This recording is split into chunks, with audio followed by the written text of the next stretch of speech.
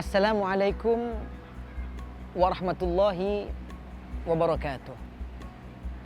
Alhamdulillahilladzi hadana lihadza wa ma kunna linahtadiya laula an hadanallah. Wa ashhadu an la ilaha illallah wahdahu la syarikalah alladzi khassa man syaa min ibadihi.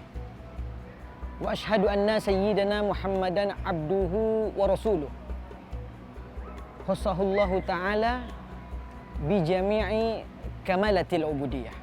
Amma ba'd. Para pemirsa yang dimuliakan dan dirahmati oleh Allah Subhanahu wa taala. Di dalam Al-Qur'an Allah meletakkan suatu kepemimpinan itu sebagai amanah.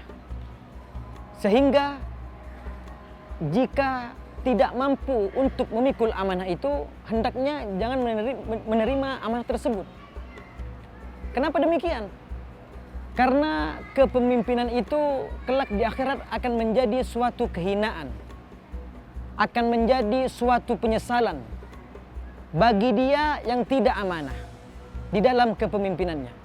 Sebaliknya, akan jadi mulia di hadapan Allah Subhanahu wa taala jika dia mampu untuk memikul amanah tersebut. Kullukum ra'in famas'ulun an ra'iyatih.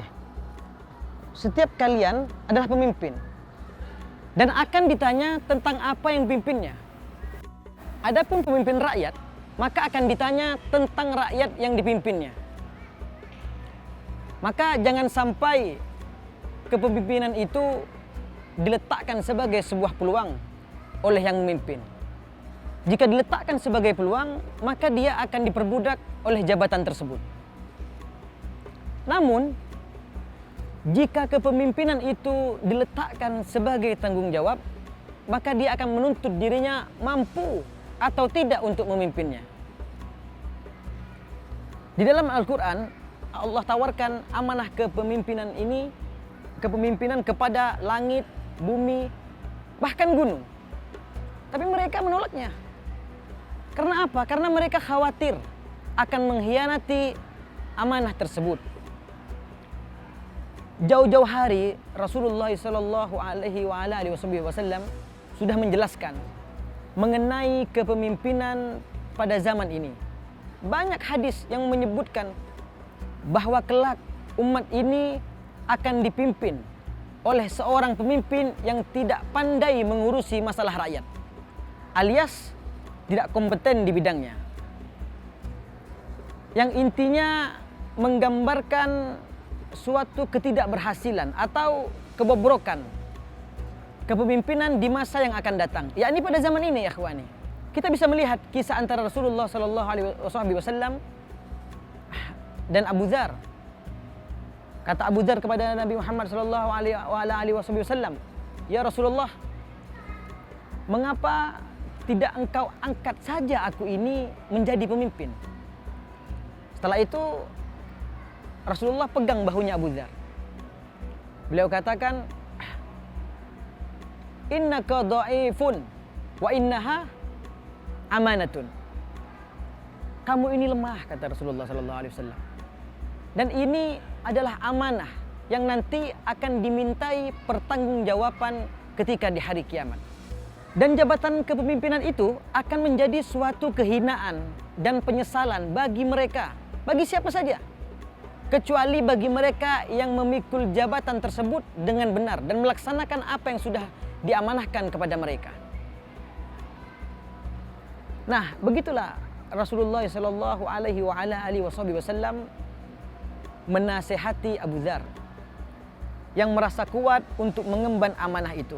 Dan ternyata Rasulullah tahu bahwa ia adalah orang yang lemah. Nah, dari kisah sederhana tersebut dapat dilihat bahwa substansi dari kepemimpinan adalah mampu memberikan kemaslahatan bagi dirinya dan bagi masyarakat. Dan setiap pemimpin itu diwajibkan untuk berbuat adil, diwajibkan untuk berbuat jujur, berbuat adil seadil-adilnya. Dan siapa saja yang memimpin lalu ia berbuat adil dalam kepemimpinannya, maka ia akan dinaungi di hari kiamat, yang mana tidak ada naungan kecuali naungan Allah Subhanahu wa taala. Kemudian dia akan ditempatkan di tempat yang mulia di sisi Allah Subhanahu wa taala, yakni surganya Allah. Kata Rasulullah SAW, beliau katakan dalam suatu hadis, kelak akan ada 7 golongan, yang mana golongan tersebut akan dinaungi oleh Allah Subhanahu wa taala. Salah satunya pemimpin yang adil. Maka dari itu kita ini sangat berharap agar kita mempunyai pemimpin yang memiliki sifat yang adil, yang bisa amanah di dalam menerima jabatan tersebut. Pemimpin yang bertakwa kepada Allah Subhanahu wa taala. Dan begitu juga, alangkah indahnya jika negara Indonesia ini rakyatnya itu bertakwa kepada Allah dan juga pemimpinnya. Karena ada janji yang akan Allah berikan. Firman Allah dalam Al-Quran, A'udzubillahi minasyaitonirrajim, Bismillahirrahmanirrahim. Walau anna ahlal qura amanu wattaqau lafatahna alaihim barakati minas sama'ati wal ardi walakin kazzabu fa akhadnahum bima kanu yaksibun. Walau anna ahlal qura, andai kata penduduk suatu negeri beriman kepada Allah, amanu, beriman kepada Allah, wattaqau, bertakwa kepada Allah, lafatahna alaihim barakati minas sama'i wal ardi, maka sungguh-sungguh kata Allah akan kami buka alaihim, atas penduduk tersebut, barokat. Barokat ini bukan suatu keberkahan, melainkan aneka ragam keberkahan. Keberkahan dari mana yang Allah turunkan? Minas sama'i wal ardi, yaitu keberkahan yang turun dari langit dan yang keluar dari bumi. Hujannya Allah berkahi, udaranya Allah berkahi, yang keluar dari bumi airnya Allah berkahi, tanamannya Allah berkahi, semuanya Allah berkahi. Akan tapi jika penduduk suatu negeri itu beriman kepada Allah, namun sebaliknya Allah ancam. Walakin kazzabu, kata Allah, apabila mereka mendustakan ajaran Allah, mereka mendustakan hukum-hukum Allah, mereka mendustakan agama-agama Allah, fa akhadnahum bima kanu yaksibun, maka Allah akan membuat perhitungan dengan mereka. Nah, mudah-mudahan dalam beberapa tahun ke depan ini kita akan menghadapi yang namanya Indonesia ini kompetisi Pilpres.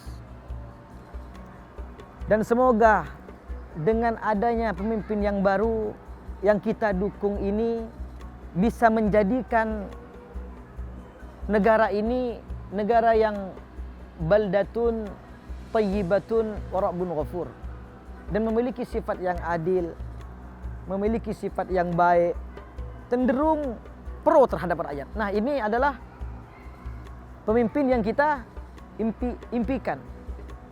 Dan semua, tidak hanya kita, semua di seluruh dunia ini impiannya adalah pemimpin yang baik. Nah, semoga saja ceramah yang singkat ini bisa memberikan kemanfaatan untuk Al-Fagir dan antum semuanya. Hanya ini yang bisa saya sampaikan.